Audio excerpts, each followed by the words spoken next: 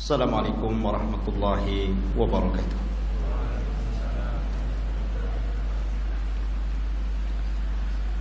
Alhamdulillah. Alhamdulillahilladzi hadana wa kafana wa ja'alana minal muslimin. Alhamdulillah. Alhamdulillahilladzi arsala rasulahu bil huda wa dinil haqq liyudhhirahu 'ala ad-dini kullihi wa kafa billahi shahida wa kafa billahi wakila. Asyhadu an la ilaha illallah wahdahu rabbi la syarika lah wa asyhadu anna Muhammadan 'abduhu wa rasuluhu alladzi la nabiyya ba'dahu. فقال الله عز وجل يا أيها الذين آمنوا اتقوا الله حق تقاته ولا تموتن إلا وأنتم مسلمون فإن أصدق الحديث كتاب الله وخير الهدى هدى محمد صلى الله عليه وسلم وشر الأمور محدثاتها وكل محدثة بدعة وكل بدعة ضلالة وكل ضلالة في النار. Ma'asyiral muslimin, jamaah sekalian yang dirahmati Allah Subhanahu wa taala. Alhamdulillah, pada malam hari ini kita kembali berjumpa di Masjid Jabal Arafah. Semoga Allah Subhanahu wa taala membalas yang membangunnya dan juga yang memakmurkannya. Pembahasan pada malam hari ini sengaja kita angkat tentang sejarah Palestina dan juga sejarah Yahudi yang masuk ke Palestina. Kenapa saya angkat permasalahan ini? Karena belakangan ini kita dihebohkan dengan dunia tentang pernyataan pemimpin Amerika Donald Trump yang hendak memindahkan ibu kota Israel ke Yerusalem dengan dalih dan alasan sejarah bahwa memang orang-orang Yahudi berhak untuk memiliki Palestina secara utuh. Karena mereka kemudian mengangkat sejarah, maka kita angkat sejarah. Karena sesungguhnya orang-orang Yahudi itu bukan orang-orang yang berhak mendapatkan tanah itu, karena mereka datang belakangan. Kita wajar menilai bahwa orang-orang Nasrani membantu orang-orang Yahudi demi terciptanya negara Israel Raya, karena masing-masing punya kepentingan. Orang-orang Yahudi berkepentingan bahwa di Israel ini, maksudnya di Palestina, tepatnya di Masjidil Aqsa, mereka meyakini bahwa disitulah Haikal Sulaiman. Dan haikal itu maksudnya tempat yang dulu pernah dibangun oleh Nabi Sulaiman. Mungkin semacam masjid bagi orang Islam seperti itu. Dan tidak besar, hanya beberapa meter kali beberapa meter saja. Dan orang-orang ini berusaha untuk menggali situs-situs itu dan ingin mendirikan kembali Haikal Sulaiman dan merobohkan Masjidil Aqsa. Karena mereka punya keyakinan kalau haikal ini terbangun, maka inilah puncak kejayaan orang-orang Yahudi dan akan menguasai dunia menurut keyakinan mereka. Lalu apa ikut campur tangan orang-orang Nasrani? Kenapa orang-orang Nasrani membantu orang Yahudi? Bukankah ini kepentingan Yahudi? Karena Nasrani juga memiliki kepentingan yang sama. Sama-sama bercita-cita, bermimpi ingin menguasai dunia dengan terbangunnya Haikal Sulaiman ini. Karena menurut keyakinan orang-orang Nasrani, apabila haikal Sulaiman ini sudah terbangun, maka Isa bin Maryam akan turun dan akan menguasai dunia dan akan memimpin orang-orang Nasrani. Jadi orang Nasrani ini memanfaatkan orang Yahudi, dan orang Yahudi juga memanfaatkan orang-orang Nasrani. Keyakinan kaum muslimin juga sama. Karena Nabi SAW pernah mengatakan, Imaratul Baitil Maqdis kharabu Yathrib. Kelak bahwa Baitul Maqdis akan menjadi pusat kekuatan kaum muslimin ketika Allah bangkitkan Al-Mahdi Al-Muntadhar Muhammad bin Abdullah, dan akan menguasai dunia. Jadi rupanya tiga agama ini punya kepentingan masing-masing. Yahudi punya kepentingan, Nasrani punya kepentingan, dan tentunya kita kaum muslimin juga punya kepentingan. Sama-sama bermimpi akan menguasai dunia. Tapi bagi umat Islam ini bukan mimpi, tapi ini sebuah kenyataan. Nabi SAW yang bersabda bahwa kelak kekuatan kaum muslimin akan menyatu di Syam, tepatnya di Palestina. Ma'asyiral muslimin rahimani wa rahimakumullah. Maka kita akan angkat sejarah Palestina dan juga sejarah orang-orang Yahudi ini. Sebelum saya angkat sejarah ini, saya ingin menjelaskan tentang fadail Palestina dulu, keutamaan negeri Palestina ini. Negeri Palestina, ikhwan, di situ adalah ada satu kiblat yang dijadikan kiblat pertama dalam Islam. Karena ketika Nabi SAW salat, di awal salat sebelum Allah Subhanahu wa taala memalingkan kiblat, maka kiblatnya Rasul dan para sahabat menuju Baitul Maqdis. Barulah setelah kemudian Nabi SAW berdoa kepada Allah agar kiblat itu dialihkan ke Masjidil Haram. Turunlah ayat, qad nara taqalluba wajhika fis sama falanuwalliyannaka kiblatan tardaha fawalli wajhaka syatral Masjidil Haram. Baru setelah turun ayat ini, maka Nabi SAW kemudian menyuruh seluruh kaum muslimin sejak hari itu, bahkan sampai hari ini, bahkan sampai kiamat dibangkitkan, bahwa kiblat kita telah dirubah dari kiblatnya orang-orang Yahud menjadi kiblat kaum muslimin ke Baitullah Al-Haram. Dari sini menunjukkan bahwa ada sejarah bahwa Baitul Maqdis yang ada di Palestina adalah kiblatnya kaum muslimin. Dan Nabi SAW pernah di-Isra' Mi'rajkan oleh Allah dan sempat sholat di Baitul Maqdis, bahkan menjadi imam bagi para nabi. Kemudian ikhwatu fillah yang dimuliakan Allah Azza wa Jalla, negeri Palestina ini adalah negerinya para nabi dan rasul. Negeri ini adalah negerinya para nabi dan rasul. Negerinya Ibrahim alaihi salatu wassalam, negerinya Ishak, negerinya Ya'qub, negerinya Ismail dilahirkan di situ walaupun kemudian hijrah ke Mekah. Negerinya Daud alaihi salatu wassalam, negerinya Nabi Yusuf, negerinya Sulaiman, negerinya Yahya, dan para nabi banyak diutus di negeri ini.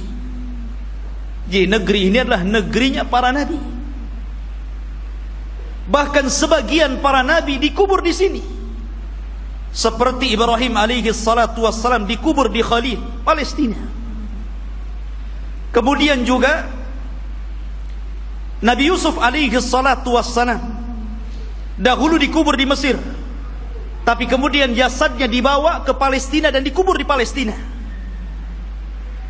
Kemudian juga kuburannya Nabi Ishak alaihi salatu wassalam, kuburannya Nabi Ya'qub Nabi Harun, Nabi Musa, seluruh para nabi ini dikubur di Palestina. Jadi ini memang negerinya para nabi, ikhwan. Negeri yang sangat suci, negeri tersuci ketiga setelah Mekah, Madinah, kemudian Syam. Dan Nabi SAW pernah bersabda, tuba lisyam, tuba lisyam, tuba lisyam. Kata Nabi SAW, beruntung orang-orang Syam itu, beruntung orang-orang Syam itu, beruntung orang-orang Syam itu.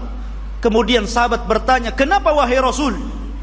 Karena Syam, para malaikat Allah mengepak-ngepakkan sayapnya di atas negeri itu. Dan Palestina bagian daripada negeri Syam. Ma'asyiral muslimin, kita tahu bahwa Masjidil Aqsa adalah memiliki keistimewaan yang sangat besar. Sebagaimana ketika Allah Subhanahu wa taala menyebutkan keistimewaan Masjidil Haram, kemudian Masjidil Nabawi, maka Masjidil Aqsa juga sama. Orang yang salat di situ sebanding dengan orang yang salat 500 kali salat di masjid-masjid yang lainnya. Ini keistimewaan yang sangat besar. Bahkan para nabi, para ulama, orang-orang saleh banyak berziarah ke masjid ini. Negerinya para ulama, negerinya kitab-kitab. Banyak para ulama yang kemudian terlahir di negeri Palestina. Kita tahu bahwa Imam Syafi'i lahir di mana? Di Gaza, Gaza Palestina. Di sana ada Al-Asqalan. Kita kenal dengan Al-Imam Ibnu Hajar Al-Asqalani. Asqalan Palestina. Jadi banyak para ulama dunia, bukan ulama kecil, ulama dunia, itu lahir di Palestina. Bahkan Nabi SAW melarang tidak boleh safar dalam rangka ibadah kecuali di 3 tempat: Masjidil Haram, Masjid Nabawi, dan Masjidil Aqsa. Kata Rasul, la tushaddur rihal illa ila 3 masajid. Tidak boleh kalian melakukan safar dalam rangka ibadah kecuali di 3 masjid ini. Salah satunya Masjidil Aqsa. Bahkan Nabi SAW pernah berdoa, Allahumma barik lana fi syamina wa barik lana fi yamanina. Ya Allah, berkahi negeri Syam kami. Ya Allah, berkahi negeri Yaman kami. Di sini Rasul mendahulukan Syam kemudian Yaman, menunjukkan bahwa Syam lebih utama dibandingkan Yaman. Ini menunjukkan bahwa Syam negeri yang penuh berkah, Rasul yang mendoakan. Kemudian juga ikhwatu fiddin yang dimuliakan Allah Azza wa Jalla, para sahabat Nabi SAW banyak yang hijrah ke negeri Palestina, berziarah ke sana. Di antaranya adalah Umar ibn al-Khattab radhiyallahu an, Abu Ubaidah Amir ibn al-Jarrah, kemudian juga Safiyah istri Nabi, Safiyah bintu Huyai, kemudian juga Mu'adh ibn Jabal, Abdullah ibn Umar, Salman al-Farisi, Abu Dhar al-Ghifari, kemudian Abu Hurairah radhiyallahu an, Bilal ibn Rabah, Amr ibn As, Muawiyah ibn Safwan, Muawiyah bin Abi Sufyan, dan banyak lagi para sahabat Rasul yang mereka hijrah dan berziarah ke negeri Palestina ini. Artinya ini negeri para sahabat Rasul, bukan hanya negeri para nabi dan rasul, dan juga negeri para sahabat, negeri para ulama, negeri kitab-kitab ahli sunnah wal jamaah.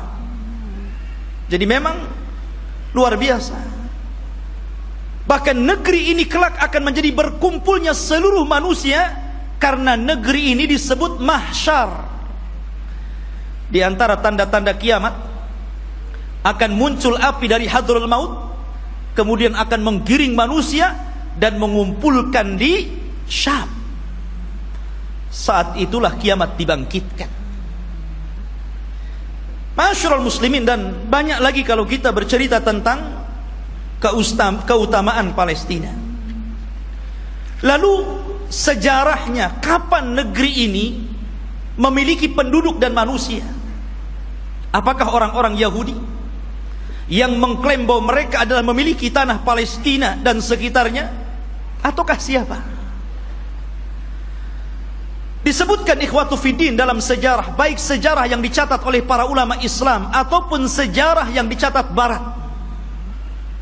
Bahkan sejarah ini juga tertera dalam perjanjian lama Taurat, bahwa dahulu yang menghuni negeri tersebut bukan Yahudi. Yahudi itu jauh datang belakangan. Ya. Bagaimana mungkin kemudian Yahudi mengklaim bahwa itu adalah tanah mereka? Mereka datang belakangan. Mereka adalah umat yang terusir dari Mesir. Orang-orang Yahudi hidup di Mesir dari Bani Israel. Kemudian dibawa hijrah oleh siapa? Musa. Nabi Musa alaihi salatu wassalam yang membawa Bani Israel sampai ke Palestina. Jadi mereka itu datang belakangan. Lalu siapa yang pertama kali? Menurut situs sejarah ada yang mengatakan bahwa orang-orang yang menempati negeri itu adalah satu kabilah yang bernama Kan'aniyun. Kan'aniyun ini kabilah keturunan dari Syam ibn Nuh alaihi salatu wassalam. Artinya ini kabilah dari Jazirah Arab. Jadi orang Arab yang pertama kali memiliki tanah itu. Jadi dahulu ketika terjadi qahat, terjadi paceklik yang luar biasa di Jazirah Arab, sehingga banyak kelaparan dan meninggal, maka kemudian mereka mencari tanah untuk hidup, karena mereka sudah tidak bisa hidup lagi di Jazirah Arab. Maka mereka pun berhijrah sampailah ke negeri yang hari ini disebut dengan Palestina. Jadi mereka adalah kabilah Kan'aniyun. Kabilah Kan'aniyun, kabilah dari Arab. Dan mereka memiliki beberapa kabilah. Ada namanya kabilah Amuriyun. Kabilah Amuriyun ini kabilah yang hidup di lembah-lembah di Palestina. Kemudian ada kabilah namanya Yaguthiyun, dan mereka hidup di negeri di sekitar Al-Quds yang kita kenal dengan Masjidil Aqsa, Baitul Maqdis. Kemudian adapun Kan'aniyun, maka mereka hidup di satu daerah yang bernama Arihah, dan Arihah adalah kota tertua di dunia. Belum ada kota di zaman itu kecuali Arihah. Makanya Arihah itu kota tertua di dunia, belum ada kota kecuali ini. Lah hiduplah kabilah namanya Kan'aniyun. Ma'asyiral muslimin rahimani wa rahimakumullah. Lalu kenapa muncul kalimat Palestina? Kalau antum membaca dalam perjanjian lama Taurat, bahkan disebutkan juga dalam Injil, tidak ada kalimat Bani Israel atau Yahudi. Yang ada adalah kabilah Kan'aniyun. Itu mereka mengakui dan tercantum dalam kitab-kitab mereka. Nggak ada Bani Israel, nggak ada Yahudi, apalagi Yahudi datang belakangan gitu kan dibandingkan Bani Israel. Munculnya kabilah ini, kita tahu bahwa Palestina itu berdekatan dengan Mesir, karena dipisah dengan Sohra, hanya dipisah dengan padang pasir yang luas. Jadi antara Mesir dan Palestina itu berdekatan. Ya. Di situ ada jalur Gaza namanya. Itu pemisah antara Palestina dan Mesir gitu kan. Lah, ada satu kelompok yang kemudian ketika itu menyerbu Mesir. Yang kemudian akhirnya terjadilah kesepakatan, karena waktu itu antara Palestina dan Mesir menyatu. Bukan beda negara kayak sekarang, tidak, menjadi satu. Sehingga kemudian ketika kelompok yang menyerang Mesir ini kemudian berdamai, maka mereka pun meminta daerah yang disebut dengan Al-Falas, yang kemudian belakangan disebut Palestina, dan sekarang kita kenal dengan Palestina. Dari situlah ikhwatu fiddin bahwa kabilah yang menyerbu ini akhirnya menetap di sebuah tempat namanya Falas. Lah sebelumnya sudah ada orang-orang Arab yang tinggal di situ. Ya. Sehingga kemudian akhirnya karena berlalunya zaman, berlalunya masa, berkembangnya mereka, akhirnya saling menikah sesama mereka. Antara Yaghuthiyun, Amuriyun, kemudian juga Kan'aniyun. Akhirnya tidak ada daerah yang lebih dikenal daripada Falas, yang kemudian belakangan disebut Palestina. Itulah sejarah penamaan Palestina. Jadi sebuah nama tempat yang kemudian sekarang disebut dengan Palestina. Taib. Lalu kenapa kemudian muncul Bani Israel dan belakangan muncul nama Yahudi di sini? Kapan mereka masuk? Kita tahu bahwa ikhwatu fiddin yang dimuliakan Allah Azza wa Jal, kalau kita cerita tentang Yahudi, berarti kita cerita tentang kisah Nabi Ya'qub. Nabi Ya'qub alaihi salatu wassalam dan anak keturunannya. Sedikit saya akan sebutkan tentang kisah Nabi Ya'qub dulu biar antum lebih paham dari mana munculnya orang-orang Yahudi Bani Israel ini. Nabi Ibrahim alaihi salatu wassalam, ikhwan, itu memiliki 2 istri dan 1 budak. Ibrahim itu memiliki 2 istri dan 1 budak. Walaupun yang kita kenal hanya memiliki 1 namanya Sarah dan memiliki budak namanya Hajar. Dia memiliki istri lain dan punya anak. Ya. Tetapi yang masyhur adalah dari Siti Sarah. Lahirlah seorang yang kemudian menjadi nabi penerus Ibrahim, namanya Ishak. Nabi Ishak. Dari Ishak inilah kemudian lahir namanya Ya'qub. Ya'qub ini banyak saudaranya, dan selalu ada konflik antara Ya'qub dan saudara-saudara Ya'qub yang lainnya. Lah Ya'qub ini anak Ishak yang paling saleh, yang kemudian menjadi penerus Ishak, menjadi nabi juga, Nabi Ya'qub namanya. Sehingga dia terkadang di malam hari selalu menyendiri, selalu pergi di malam hari. Dalam bahasa Arab, pergi di malam hari itu namanya Isra. Makanya ada Isra, ada Mi'raj. Isra itu perjalanan malam yang ditempuh Rasul dari Masjidil Haram ke Masjidil Aqsa. Ya. Kemudian karena Ya'qub ini selalu berjalan tengah malam, makanya kemudian dia pun disebut Israel. Karena Isra itu diambil dari suka berjalan tengah malam. Tapi ada juga yang mengatakan Isra itu artinya abdun dan il itu adalah Allah. Jadi artinya Abdullah.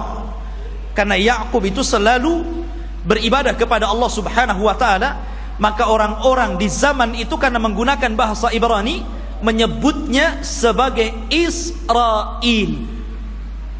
Jadi penamaan Israel itu dari siapa? Nabi Ya'qub. Ya. Dan Nabi Ya'qub alaihi salatu wassalam itu memiliki 4 istri, 2 sah dan 2 budak. Maksudnya yang 2 sah istri dia dan 2 budak, dan semuanya melahirkan anak, sehingga jumlahnya menjadi 12. Lah dari salah satu istri Nabi Ya'qub namanya Rahil, lahirlah seorang nabi yang kelak akan meneruskan Ya'qub kenabiannya, namanya Yusuf, dan juga saudaranya namanya Binyamin. Kita tahu bahwa sejarah ini ma'ruf, sering diceritakan kan. Yusuf dizalimi saudara-saudaranya, akhirnya kemudian dibuang ke sumur, kemudian dipungut oleh para pedagang, sampailah di Mesir, kemudian dibeli oleh para pejabat Mesir, kemudian belakangan menjadi bendaharawan Mesir. Dari sinilah kemudian Yusuf memborong seluruh keluarganya dari Palestina menuju Mesir. Tidak ada satupun keturunan Ya'qub yang tinggal di Palestina. Semua berangkat ke Mesir. Tidak ada satupun. Jadi 12 saudara Nabi Yusuf itu semuanya berangkat ke Mesir, dan ditampung oleh Nabi Yusuf alaihi salatu wassalam karena dia telah menjadi pejabat besar di Mesir. bendaharawan, dan sangat dihormati oleh kerajaan Mesir ketika itu. Lah selama Nabi Yusuf hidup, maka Yakub dan anak-anaknya diberikan sebuah daerah, kemudian mereka hidup di situ. Dan mereka mendapatkan fasilitas yang luar biasa disebabkan oleh Nabi Yusuf alaihi salatu wassalam. Maka beranak pinaklah orang-orang ini yang kemudian keturunan dari 12 putra Yakub disebut Bani Israel. Keturunan Israel, Nabi Yakub. Selama mereka berada di Mesir dan Nabi Yusuf masih hidup, mereka dihargai. Mereka hidup senang, hidup mewah, mereka berkembang biak luar biasa. Tapi setelah Nabi Yusuf alaihi salatu wassalam meninggal dunia, mulailah kemudian Mesir menekan mereka. Mulailah suku Kipti, suku terbesar ketika itu yang menguasai Mesir, rajanya namanya Fir'aun, mulailah menjajah Bani Israel ini. Belakangan kemudian Bani Israel menjadi budaknya Fir'aun. Budaknya Fir'aun. Tertindas mereka. Karena tertindas inilah, maka kemudian Allah subhanahu wa ta'ala utus kepada mereka secara singkat siapa? Nabi Musa. Nabi Musa diutus kepada mereka menjadi Rasul Bani Israel dan untuk mendakwahi Fir'aun. Dan subhanallah ikhwan, kita tahu bahwa di zaman Bani Israel diutusnya Nabi Musa alaihi salatu wassalam kepada mereka, Bani Israel ini menyaksikan 9 mukjizat besar di hadapan mereka dengan mata mereka sendiri. Ketika mukjizat itu turun kepada bangsa Fir'aun, orang-orang Bani Israel juga melihat. Dan 9 mukjizat itu disebutkan di dalam Al-Quranul Karim. Yang pertama, mukjizat yang kita dikenal dengan hajar, batu. Batu yang mengeluarkan 12 mata air. Dan Allah subhanahu wa ta'ala mengatakan, wa idistasqa Musa liqaumihi faqul nadrib bi'asakal hajar fanfajarat minhu ithnata asyrata ainan. Dan ketika Bani Israel meminta hujan kepada Nabi Musa karena mereka sudah kehausan, tidak ada air, maka Allah subhanahu wa ta'ala firmankan, pukullah wahai Musa batu itu. Maka dipukullah oleh Musa batu tersebut, tiba-tiba memancar 12 mata air. Mukjizat. Dari sini mereka menyaksikan mukjizat ini. Tapi Bani Israel ini ikhwan adalah orang yang sangat keras kepala. Nanti kita akan sebutkan bagaimana keras kepalanya orang ini. Ya. Kemudian yang kedua, mereka menyaksikan bagaimana terbelahnya lautan. Betul-betul menyaksikan itu, dan mereka melewati lautan. Ketika Fir'aun mengejar-ngejar Nabi Musa dan Bani Israel yang lari dari Mesir ke Palestina, kemudian mereka dihadang oleh lautan besar, maka Allah subhanahu wa ta'ala mengatakan, fa'auhayna ila Musa anidrib bi'asakal bahra. Dan kami wahyukan kepada Musa agar memukul dengan tongkatnya lautan. Fanfalaka fakana kullu firkin kataudil azim. Maka kemudian tiba-tiba lautan terbelah menjadi 12 jalan. Kenapa 12 terus? Karena memang Nabi Musa alaihi salatu wassalam membawahi 12 kabilah Bani Israel. Jadi mereka dikasih satu-satu mata air, satu kabilah satu. Ketika memukulkan lautan juga dibuat 12 jalan. Jadi masing-masing kabilah berjalan sendiri-sendiri. Mereka menyaksikan itu. Ya. Kemudian juga menyaksikan tongkat. Ketika Nabi Musa alaihi salatu wassalam berduel dengan tukang-tukang sihir Fir'aun, maka Allah subhanahu wa ta'ala katakan, fa'alqa alqa asahu fa idza hiya thu'ban mubin. Fa alqi asah. Maka Musa pun kemudian melemparkan tongkatnya, tiba-tiba tongkat itu menjadi ular yang sangat besar. Bani Israel menyaksikannya, menyaksikan bagaimana tongkat Musa berubah menjadi ular besar dan memakan ular-ular kecil tukang-tukang sihir Musa, tukang-tukang sihir Firaun. Kemudian juga kekurangan makanan dan hilangnya buah-buahan, sehingga Fir'aun dan juga kabilah-kabilah Fir'aun dari kalangan Kibti, mereka merasa kelaparan, susah cari buah-buahan. Allah Subhanahu wa taala berfirman, "Walaqad aqadna ala fir'auna bisinin wa naqsim minas thamarati la'allahum yadhakkarun." Dan ingatlah ketika kami memberikan hukuman kepada keluarga Fir'aun dan juga para pengikutnya dengan kekeringan yang berkepanjangan dan kurangnya buah-buahan, agar mereka mau kembali ke jalan yang benar. Dan Bani Israel menyaksikan ketika orang-orang Fir'aun kelaparan, mereka justru kekenyangan. Ini mukjizat ya. Kemudian juga tufan, angin yang sangat besar, yang kemudian banyak membunuh, menghancurkan tembok-tembok dan juga rumah-rumah. Allah katakan fa arsalna alaihim tufan. Allah kirim kepada mereka tufan, angin yang sangat besar. Kemudian juga al-jarad, di mana-mana belalang. Belalang di mana-mana ikhwah. Di rumah-rumah, di dapur-dapur, bahkan di tempat tidur, belalang di mana-mana. Kemudian juga kumal kutu dan juga dafadi', katak dan kodok, di mana-mana ada kodok.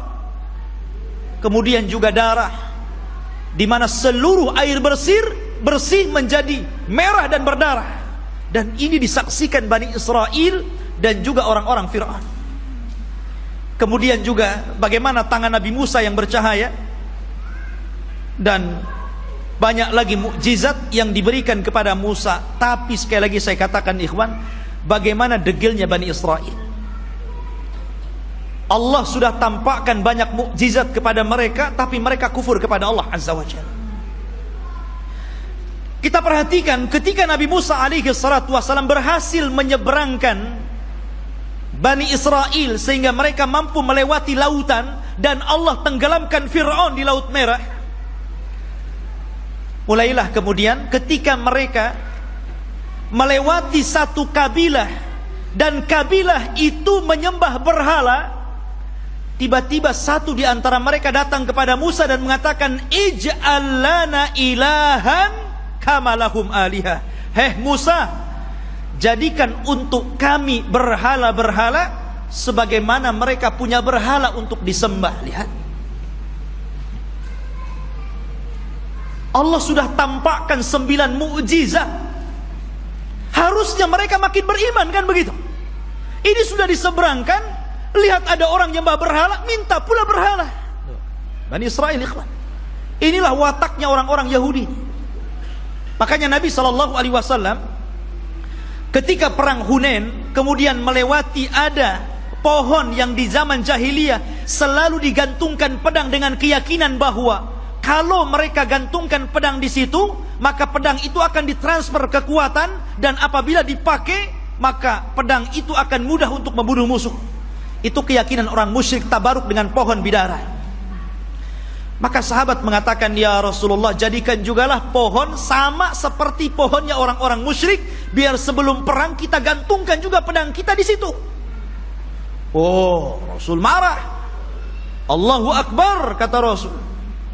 Kalian ini persis seperti Bani Israel yang mengatakan kepada Musa, jadikan untuk kami banyak berhala sebagaimana mereka banyak berhala. Lihat. Akhirnya kemudian Rasul marah dan mengatakan, innakum qaumun tajhalun, kalian ini bodoh. Sudah dikasih hidayah tauhid mau syirik pula.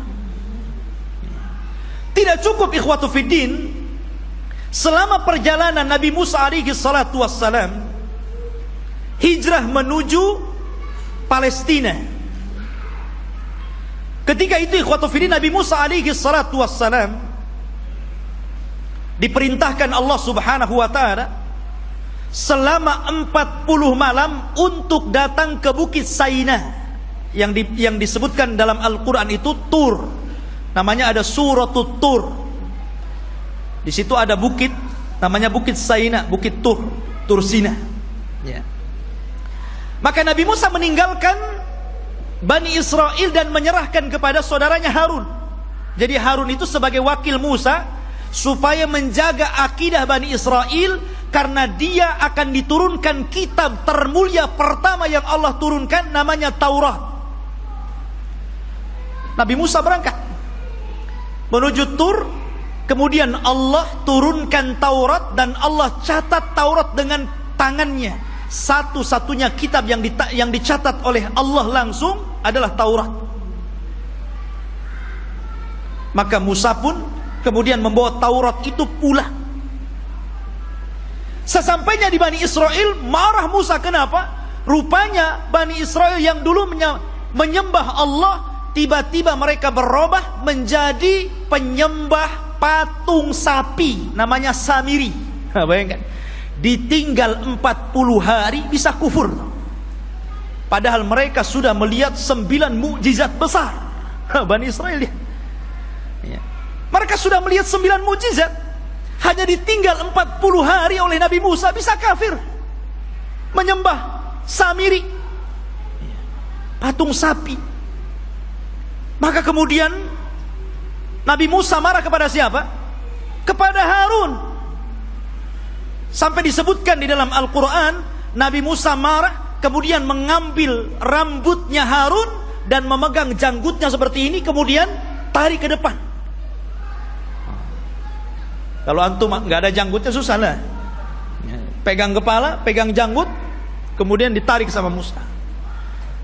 Maka Nabi Harun mengatakan, ya bena la ta'khud bilihyati wa bira'si. Wahai anak saudara kandung, jangan kau ambil kepala dan janggutku. Kemudian, innal qauma istad'afuni wa kadu yaqtulunani. Sesungguhnya Bani Israel itu tidak menganggap aku, bahkan mereka mau membunuhku. Bayangkan ya. Sudah meremehkan Nabi Harun, mereka pula akan membunuh Nabi Harun. Jadi kalau Nabi Harun menghalang-halangi mereka menyembah Samiri, maka Harun akan dibunuhnya. Kata Harun, bisa apa aku ya. Maka kemudian Nabi Musa alaihi salatu wassalam diturunkan oleh Allah Azza wa Jal satu syariat agar mereka bertobat. Bagaimana cara bertobatnya? Mereka diberikan pisau dan agar mereka membunuh diri-diri mereka. Gara-gara mereka sudah beralih agama, menyembah Samiri. Dan Allah Subhanahu wa taala katakan, "Wa idz qala Musa liqaumihi ya qaumi innakum zalamtum anfusakum bittikhadikumul ijla fatubu ila bari'ikum faqtulu anfusakum." Dan ketika Musa berkata kepada kaumnya, "Hei kaumku, kenapa kalian mendolimi diri kalian? Kenapa kalian berubah keyakinan kalian? Kalian sembah Samiri, patung sapi itu. Maka bertobatlah kalian kepada Allah dengan cara bunuhlah diri-diri kalian." Lihat, tobatnya zaman dulu ngeri, Pak ya. Ini tobatnya zaman dulu. Kalau orang sekarang enak tobatnya kan. Orang muslim kemudian murtad, tinggal balik lagi syahadat. Orang dulu nggak kayak gitu ya. Kalau murtad ambil pisau bunuh. Untung antum jadi umatnya Rasul. Ini umatnya Nabi Musa berat ya. Tobatnya megang pisau dibunuh sendiri. Maka Nabi Musa mengatakan, taatilah hukum Allah ini, isma'u wa ati'u, dengarkan dan taati. tiba-tiba mereka mengatakan sami'na wa asaina. Ya, kami dengar, tapi kami bermaksiat. Gak mau. Makanya Nabi SAW pernah marah kepada para sahabatnya gara-gara ketika Allah Subhanahu wa taala turunkan ayat di akhir surah Al-Baqarah, ketika Allah Subhanahu wa taala berfirman tentang masalah amalan hati yang akan dihisab. Wa in tukhfu ma fi sudurihim wa in tubdu aw tukhfuhu yuhasibkum bihillah. Apapun yang kalian tampakkan dari amalan kalian, apapun yang kalian sembunyikan dari amalan kalian, maka Allah akan menghisab kalian. Sahabat mendengar ayat ini berat. Kalau yang tampak bolehlah, kalau yang enggak tampak macam mana pula dihisab. Karena setiap orang itu tidak lepas daripada hati yang terkadang punya keinginan untuk berbuat jahat walaupun tidak sampai. Semua orang kan seperti itu. Tidak mungkin hati itu bersih terus kan mau melakukan kebaikan. Terkadang hati kita ini memiliki keinginan yang berbeda, kejahatan. Kalau yang tersembunyi akan dihisab berat bagi kami wahai Rasul. Maka Nabi SAW marah dan mengatakan atakuluna kama qalat ahlul kitabaini qalu sami'na qulu sami'na wa ata'na. Maka mereka mengatakan sami'na wa asaina.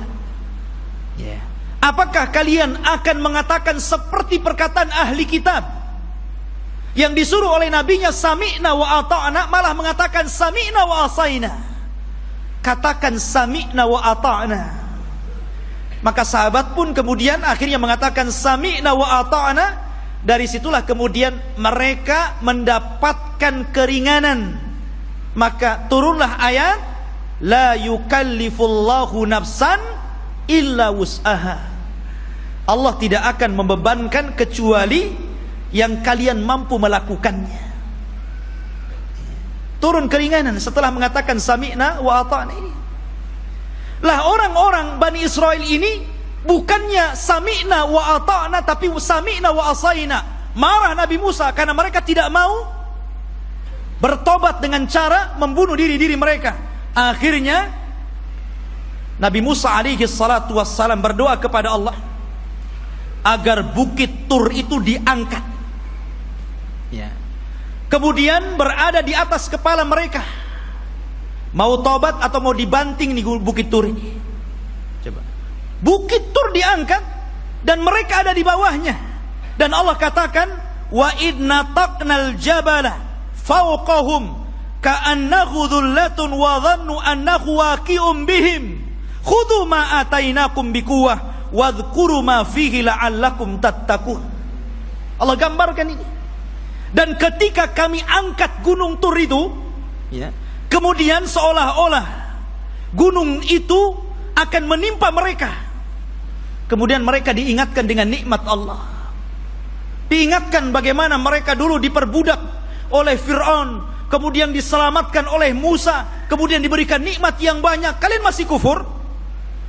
Barulah ketika bukit akan dibantingkan kepada mereka, barulah mereka mengambil pisau dan membunuh mereka. Oh, jadi mereka melaksanakan itu kalau di bawah ancaman.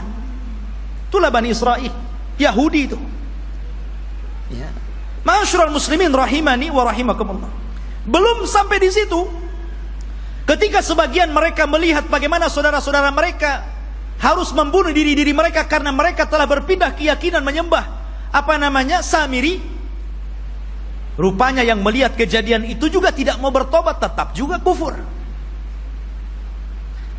Suatu ketika mereka meminta kepada Nabi Musa alaihi salatu wassalam untuk diturunkan ma'idatan minas sama, makanan tetapi langsung yang membuat Allah dan diturunkan dari langit. Bisa bayangkan coba, minta makanan tapi diturunkan dari langit. Apakah kemudian keinginan mereka ditolak? Tidak. Keinginan mereka dikabulkan. Subhanallah.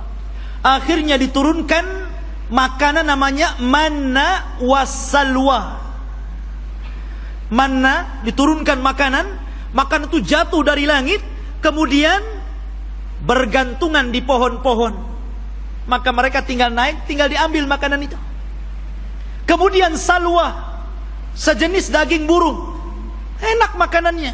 Gimana enggak enak, langsung dari langit makanannya. Ya. Subhanallah. Akhirnya ikhwatu fiddin, mereka bosan. Asik makan itu saja, bosan akhirnya. Ya. Kemudian akhirnya karena bosan, maka mereka meminta kepada Nabi Musa alaihi salatu wassalam, ingin sayur mayur. Bosan dengan ini katanya. Saya ingin sayuran, ada bawang merah, ada bawang putih.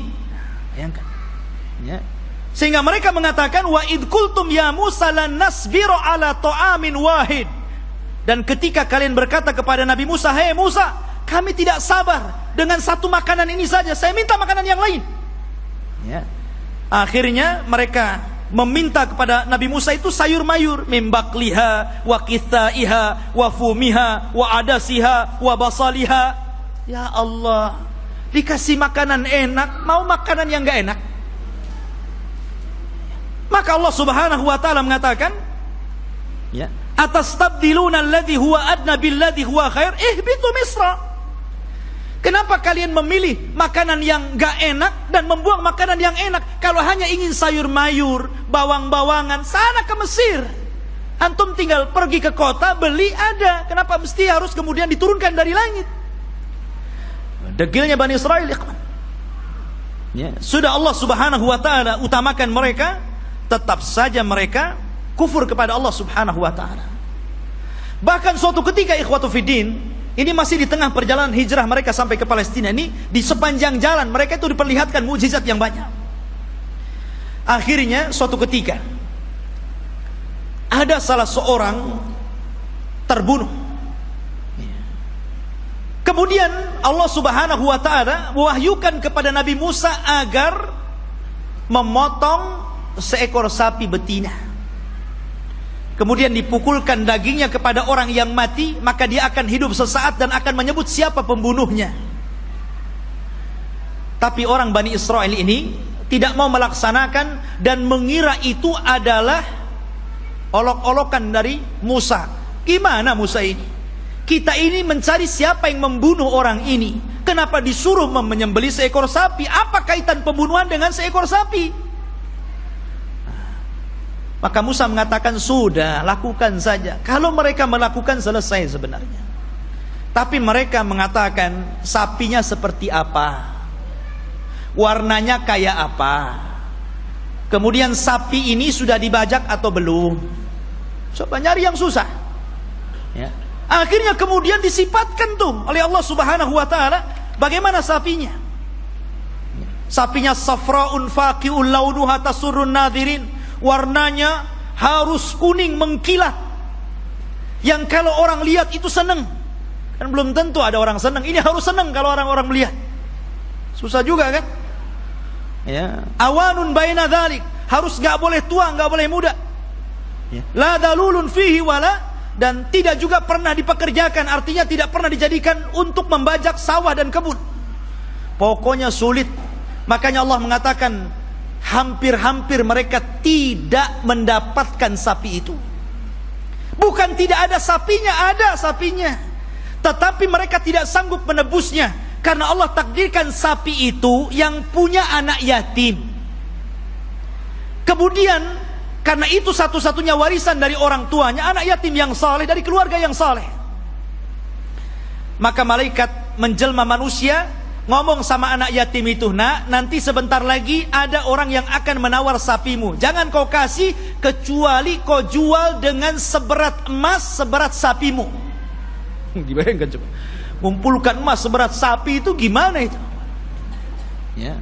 Akhirnya kemudian karena memang itulah syaratnya gitu kan, harus membeli sapi dengan seberat emas sebesar sapi, ya terpaksa orang-orang mengumpulkan apa yang diminta anak itu.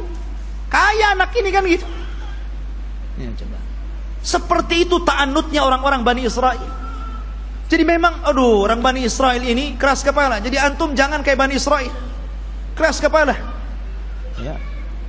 Bahkan setelah kejadian ini betul-betul mendapatkan sapi, kemudian dipukulkan kepada orang mati dan hidup lagi, kemudian menyebut siapa pembunuhnya. Bukannya mereka bertobat dengan melihat mukjizat ini, bahkan summa qasat qulubuhum, malah keras hatinya, ikhwan, makin keras. Bahkan Allah mempermisalkan, kalau hati ini keras, batu loh, kalau terkena tetesan air bisa bolong. Tapi hatinya Bani Israel lebih keras daripada batu. Tuh, bayangkan, itu Bani Israel. Seperti itulah orang-orang Yahudi. Akhirnya ikhwatu fiddin, setelah kemudian mereka pun berjalan jauh meninggalkan Mesir gitu kan. Ada sebuah kejadian, mereka tersesat. Mereka tersesat dan tidak bisa masuk dan meneruskan perjalanan, karena ada satu wasiat Nabi Yusuf yang belum pernah mereka tunaikan, di mana Nabi Yusuf itu berwasiat agar jasadnya dipindah dari Mesir dan dikubur di Palestina. Dan ketika itu tidak ada yang tahu di mana letak kuburan Nabi Yusuf alaihi salatu wassalam kecuali seorang nenek tua. Dan ini teringat dengan kisah Rasul ketika pulang dari peperangan. Ketika itu Nabi SAW kehabisan bekal, kemudian singgah di salah satu perkampungan di perbatasan Madinah, perkampungan orang-orang Yahudi yang terusir dari Madinah karena berkhianat. Rupanya Rasul dijamu oleh seorang nenek Yahudi. Karena sudah kehabisan bekal, maka Rasul pun mampir dan diberikan jamuan yang luar biasa. Nabi itu tidak pernah melupakan kebaikan orang, walaupun yang berbuat baik itu orang kafir. Karena balasan yang baik itu harus kebaikan, ikhwan. Orang kalau sudah berbuat baik kepada antum, telah memberikan jasa kepada antum, apakah berupa ilmu, berupa pendidikan, harusnya dibalas dengan kebaikan, bukan malah dizalimi orang tersebut. Ya. Lah, Nabi SAW tidak seperti itu. Walaupun yang berbuat baik orang kafir, dia akan berusaha untuk berbuat baik kepada orang yang telah berbuat baik kepada dia. Jadi dia ngomong sama nenek itu, "Nek, kamu sudah berbuat baik kepada saya. Kira-kira apa yang akan kau minta?" Karena Rasul kan baru pulang dari peperangan, banyak membawa harta ghanimah, harta rampasan perangan gitu. Kata nenek tersebut, "Karena engkau memintanya wahai Muhammad, aku ingin seorang pembantu. Berikan untukku pembantu agar aku bisa hidup tenang. Ada yang ngurus pembantuku." Maksudnya budak untuk membantu dirinya di rumahnya. Kata Rasul, "Baik, saya akan kasih. Apalagi, Nek?" Kata nenek tersebut, "Aku ingin seekor unta, agar kalau kemana-mana aku tidak jalan kaki. Aku kan punya kendaraan." Dan unta di zaman itu, ikhwan, kendaraan yang mewah. Makanya Rasul SAW kalau mempermisalkan sesuatu itu pasti dengan unta. Kata Rasul kepada Ali, "Wahai Ali, kalau lantaran lisanmu ada satu orang dapat hidayah, lebih baik daripada unta merah." Karena unta merah itu kendaraan yang termahal. Sebutkan kendaraan hari ini termahal berapa miliar harganya, triliun begitu kan. Itulah unta merah. Makanya Nabi SAW ketika menikah dengan Khadijah, maharnya itu dengan unta, ya, bukan dengan sapi, bukan dengan kambing, tapi dengan unta. Dan tidak tanggung-tanggung, 20 ekor unta itu maharnya Rasul. Dan semuanya betina, di mana unta betina lebih mahal dibandingkan unta jantan. Anda bisa bayangkan satu unta itu, kalau antum membeli satu buah Avanza itu bisa, berarti maharnya Rasul itu 20 mobil Avanza. Coba. Tapi saya yakin ibu-ibu paling diberi seperangkat alat sholat, ya kan? Gak apa-apa bu, lebih senang. Karena apa? Kalau ada masalah dengan suaminya, kemudian terpaksa harus menggugat cerai, kan mudah mengembalikan maharnya kan? Perangkat alat sholat saja, ambil seperangkat alat sholat saja. Tapi kalau antum kasih 2 Avanza saja, bingung tuh istri antum mau gugat cerai itu kan. Ini dikembalikan di 2 Avanza, dari mana saya akan belikan gitu kan? Mikir dia. Ya. Nabi SAW nih memuliakan perempuan dengan unta. Maka nenek ini mengatakan, aku minta unta. Ya. Kata Rasul, mau apa lagi? Dia mengatakan, berikan kepadaku kalban yahrusu ghanami. Aku pengen anjing, supaya anjing ini bisa menjaga kambing-kambingku. Kemudian minta apa lagi? Disebutkan satu-satu, nggak berhenti-berhenti nenek ini. Ya Allah, coba yang ana datang ke rumah antum, kemudian antum kasih makan, kasih minum, oke lah, kenyang, dijamu luar biasa gitu kan. Selepas itu antum ngomong, ya sebagai balasan tolong Ustadz kasih saya Avanza, ya, kasih saya pembantu, kasih saya mesin cuci, apa kan begitu? Masa seperti itu gitu balasannya? Mahal sekali. Maka Nabi mengingatkan kepada nenek itu, heh nenek, ya, apakah engkau lemah untuk menjadi seorang nenek di zaman Bani Israel? Sahabat heran, apa maksudnya? Rasul, apa maksudnya nenek di zaman Bani Israel itu? Kita masuk dalam cerita ini. Jadi ketika Nabi Musa mencari kuburan Nabi Yusuf, tidak ada yang tahu kecuali seorang nenek di zaman Bani Israel. Dia yang tahu di mana letak kuburannya. Maka Musa mengatakan, wahai nenek, tunjukkan kepadaku di mana kuburan Nabi Yusuf. Kami akan bawa jasadnya dan kami kubur di Palestina. Kata nenek tersebut, tunggu dulu, semua ada bayarannya. Nggak main tunjuk-tunjuk saja, ada bayarannya. Kata Nabi Musa, apa bayarannya? Sebutkan. Maka nenek ini mengatakan, ya Musa, inni uridul jannah wa inni uridu ma'aka fil jannah. Wahai Musa, aku ingin sorga dan aku ingin bersama kamu di sorga. Subhanallah. Dia tidak ingin dunia. Tapi tentu ini lebih parah dibandingkan nenek di zaman Rasul kan gitu. Di zaman Rasul dunia pengen unta kasih untai, ini minta sorga lebih tinggi lagi. Masa hanya nunjukkan kuburan Nabi Yusuf minta sorga? Ya Musa diam sajalah. Dia tidak punya sorga, apa yang mau dibuat? Akhirnya Musa diam sampai Allah mengutus Jibril, kemudian mengatakan, ya Musa, Allah mengabulkan permintaan nenek itu. Baru Musa bersuara, ya kalau begitu engkau akan jadi kawanku di sorga. Sekarang cepat tunjukkan di mana kuburannya. Ya. Akhirnya ditunjukkan kuburannya, dibawalah Nabi Yusuf, jasadnya sampai akhirnya dikuburkan di Palestina. Ya kan? Ma'asyiral muslimin rahimani wa rahimakumullah.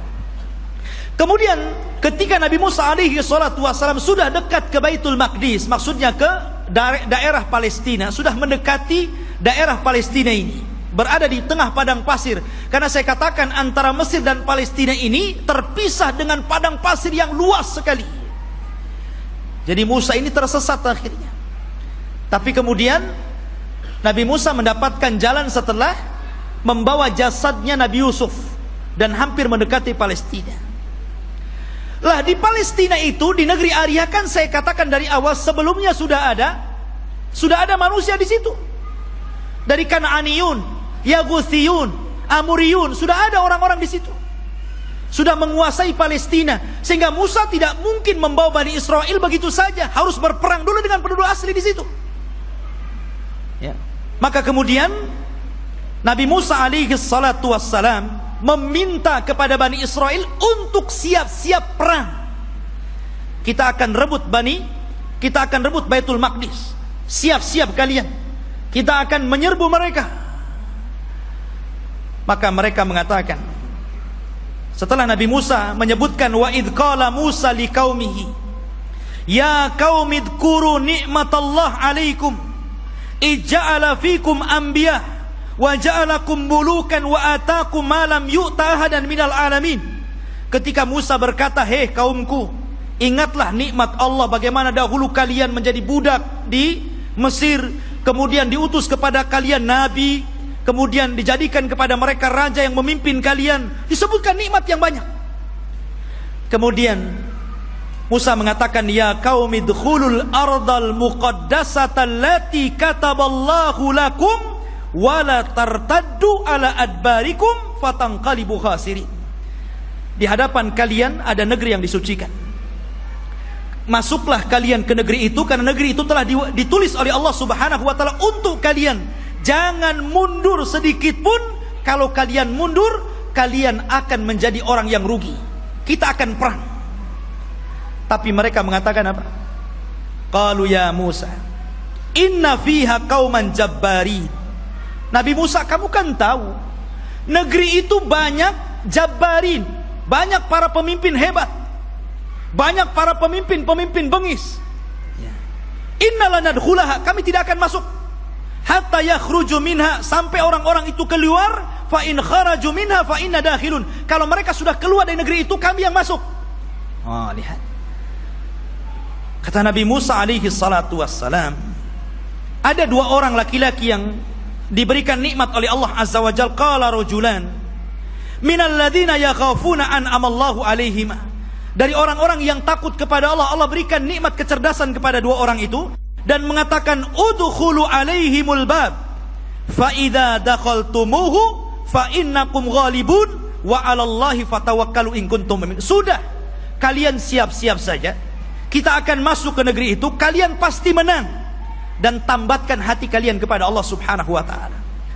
Tapi mereka mengatakan, qalu ya Musa innalan nadkhulaha abadan. Nabi Musa, kami tidak akan masuk selama-lamanya.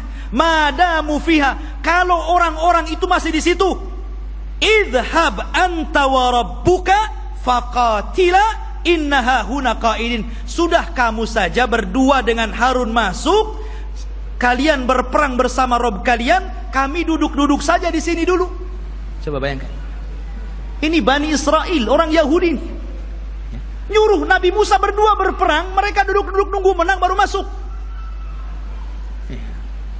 Makanya perbedaan sahabat Rasul dengan perbedaan sahabat Nabi Musa alaihi salatu wassalam tidak demikian. Mereka mengatakan kami berperang bersama Rasul. Ketika perang Ahzab dan dimenangkan kaum muslimin, darah para sahabat belum kering, masih bercucuran, belum lagi beristirahat. Tiba-tiba Nabi SAW diwahyukan malaikat Jibril dan mengatakan, hei Muhammad, katakan kepada pasukanmu, para sahabatmu, berangkat ke Bani Quraidah, kepung mereka, serbu mereka, karena mereka sudah berkhianat. Sahabat belum istirahat, baru menang di perang Ahzab, darah mereka masih bercucuran. Tiba-tiba Rasul mengumpulkan pasukan dan mengatakan, idhabu ila Bani Quraidah fala tusalliyanna ahadukumul asra illa fi Bani Quraidah. Kata Rasul, berangkat kalian semua, serbu Bani Quraidah, jangan sholat asar di jalan sampai kalian tiba di Bani Quraidah, serbu mereka. Tapi sahabat mengatakan sami'na wa ata'na, berangkat mereka. Makanya Allah Subhanahu wa taala katakan, lilladzina stajabu lillahi walir rasul min ba'di ma asabahumul qarah lilladzina ahsanu minhum wattaqau ajrun adzim. Bagi orang-orang yang mereka memenuhi panggilan Allah dan Rasulnya, setelah mereka ditimpa luka-luka peperangan, mereka mendapatkan pahala yang besar jika mereka berbuat baik dan bertakwa terus kepada Allah Subhanahu wa ta'ala. Itulah sikap para sahabat. Berbeda dengan sahabatnya Nabi Musa, justru mengatakan, engkau saja dengan Harun berperang bersama Tuhanmu, kami duduk-duduk di sini. Lihat bagaimana kurang ajarnya Bani Israel kepada Nabi Musa alaihi salatu wassalam. Maka Nabi Musa mengatakan, Rabbi inni la amliku illa nafsi wa akhi. Wahai Rabb, aku tidak memiliki kecuali diriku dan saudaraku Harun. Fafruq bainana wa baina qaumil fasikin, pisahkan kami dengan orang-orang yang fasik. Maka dengan sebab itu ikhwan, karena mereka sudah menentang Nabi Musa, maka mereka pun dibuat oleh Allah tidak tahu kemana harus berangkat. Jadi negeri itu tiba-tiba oleh Allah Subhanahu wa ta'ala dikepung kabut, sehingga mereka tidak tahu jalan keluar harus kemana. Ya. Kalau mereka jalan ke sana, ujung-ujungnya balik lagi ke sini. Jadi mereka tidak bisa keluar dari situ. disitulah Allah Subhanahu wa taala takdirkan Nabi Musa alaihi salatu wassalam meninggal dunia sebelum masuk ke negeri Al-Muqaddasah ini. Meninggal dunia Nabi Musa. Setelahnya sebelumnya Harun, kemudian Nabi Musa alaihi salatu wassalam. Dan di situ ada kejadian yang luar biasa. Nabi Musa alaihi salatu wassalam difitnah oleh Qarun. Difitnah oleh Qarun. Ya. Dan kisah Qarun ma'ruf. Akhirnya belakangan ditenggelamkan oleh Allah Subhanahu wa taala ke dasar bumi dengan hartanya. Sehingga ada istilah harta Qarun katanya. Tapi yang jelas bahwa Nabi Musa meninggal dunia dan ketika itu digantikan oleh pembantunya namanya Yusha ibn Nun. Akhirnya dia pun diangkat menjadi nabi. Yusha bin Nun ini adalah kawannya Nabi Musa dan juga pembantunya. Dialah yang menemani Nabi Musa ketika mencari Khidir. Kemudian Nabi Musa belajar kepada Khidir. Dan kisah Musa dengan Khidir ma'ruf disebutkan dalam surah Al-Kahfi dan diisyaratkan walaupun Khidir tidak ada namanya dalam Al-Quran tapi isyaratnya ada. Tapi yang jelas bahwa Yusha bin Nun lah yang kemudian berhasil membawa Bani Israel dan masuk ke Baitul Maqdis. Allah menangkan dalam peperangannya. Jadi Nabi Yusha inilah yang membawa pasukan kemudian berperang dan berhasil menguasai Baitul Maqdis. Dari sini menunjukkan bahwa Bani Israel ini mereka menjajah, bukan asli situ. Mereka datang dari Mesir dengan Nabi Musa, kemudian Nabi Musa meninggal, diganti oleh Yusha bin Nun, kemudian merebut Palestina dan mereka menjadi tinggal di situ. Jadi Palestina bukan milik orang Yahudi, mereka yang menjajah di situ. Barulah kemudian Yusha bin Nun masuk ke Masjid Al-Aqsa yang sekarang disebut dengan Baitul Maqdis, sekarang Masjid Al-Aqsa. Disitulah Allah Subhanahu wa taala memerintahkan kepada Yusha ibn Nun, karena ketika itu ikhwan, peperangan ini sangat sengit. Kebetulan perang itu terjadi di hari Jumat dan tidak boleh berperang di hari Sabtu, karena orang Yahudi sangat mengistimewakan hari Sabtu. Alasannya apa? Karena hari Sabtu itu hari cutinya Allah. Kenapa Allah cuti? Karena Allah lelah. Setelah menciptakan langit dan bumi, diawali hari Ahad dan diakhiri hari Jumat. Allah lelah, maka Allah beristirahat. Maka hari Sabtu hari istirahatnya Allah setelah Allah menciptakan langit dan bumi selama 6 hari. Jadi mereka mengatakan ini hari cuti Allah. Kalau Allah saja cuti, kita juga cuti katanya. Jangan berperang. Ya. Tapi Allah kemudian bantah, wa ma massana min lughub. Kami tidak disentuh dengan keletihan kata Allah. Enak saja kami istirahat. Ya. Maka kemudian ikhwatu fillah, karena perang ini terus berkecambung, hampir matahari tenggelam dan masuk ke hari Sabtu. Ini kalau matahari tenggelam masuk hari Sabtu kan nggak boleh perang tuh. Akhirnya Yusha bin Nun memperlihatkan mukjizatnya. Dia nunjuk kepada matahari, innaki ma'murah wa ana ma'mur. Kamu diperintah Allah, saya juga diperintah Allah. Jangan bergerak dulu sampai perang ini menang. Oh, berhenti matahari. Ya. Matahari diem. Betul-betul sampai menang perang itu, matahari nggak bergerak. Nah, itu mukjizatnya Yusha bin Nun, menghentikan matahari sampai menang perang, betul-betul menang.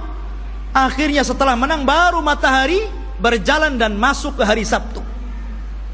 Setelah menang inilah maka Allah perintahkan masuk ke Baitul Maqdis sajidan dengan penuh tawadu, dengan penuh merendahkan diri, menundukkan kepala. Kata Allah Subhanahu wa taala mengatakan, masuklah kalian dengan sujud. Maksud sujud itu maksudnya dengan ruku, karena sujud nggak mungkin bisa jalan orang sujud. Ya, dengan menundukkan kepala. Tapi Bani Israel ini degil. Ya. Disuruh maju masuk ke Baitul Maqdis nundukkan kepala, malah berbalik, malah kemudian berjalan lewat punggung. membelakangi Baitul Maqdis sampai mundur gitu. Disuruh maju, nundukin pandangan, malah berbalik, malah mundur. Bani Israel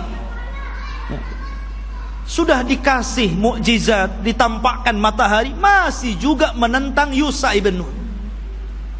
Bukan itu saja, mereka disuruh untuk membaca Hittah.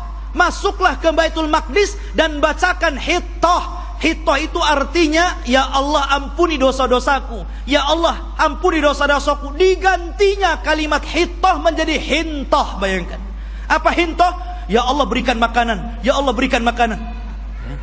Disuruh minta ampun malah minta makanan. Bani Israel, mereka sudah dimenangkan, tinggal masuk saja. Masih kurang ngajar gitu kan. Ma'asyiral muslimin rahimani wa rahimakumullah. Akhirnya mereka pun tinggal di Baitul Maqdis.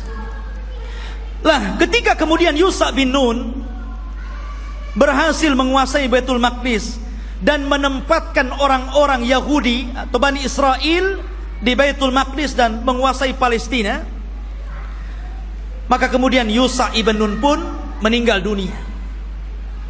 Ketika Yusha ibn Nun meninggal dunia, maka di sini ikhwatu fiddin yang dimuliakan Allah Azza wa Jalla, ketika itu Bani Israel